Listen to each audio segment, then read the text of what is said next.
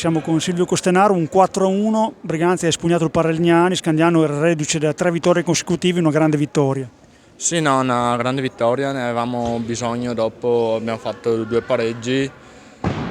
Comunque devo fare i complimenti a Scandiano, davvero una bella squadra. Anche io non ho potuto giocare la Coppa Italia a causa di infortuni, ma rispetto all'anno scorso ho visto che ambo le squadre stanno davvero crescendo con gente giovane e voglia, e devo fare i complimenti al portiere che oggi ha parato davvero molto bene.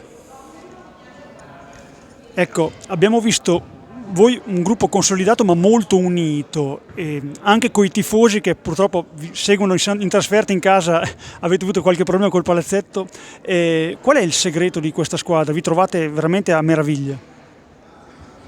Beh, il segreto è un bel gruppo, comunque anche noi come Scandiano è 2 anni che stiamo giocando insieme, tutta quanta gente anche cresciuta del settore giovanile, e comunque un allenatore che riesce a creare squadra non solo in pista ma anche al di fuori, che secondo me fa tanta differenza.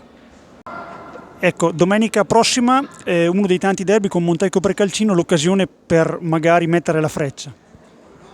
Sì, no, infatti ne abbiamo davvero bisogno, appunto come dicevi, purtroppo in casa non abbiamo il pubblico e ci sembra di essere tornati al periodo Covid, che sì, giochi però ti manca magari quella spinta in più, che a nostra fortuna abbiamo un gran gruppo di tifosi e di ultras che ci danno quella spinta in più a far meglio.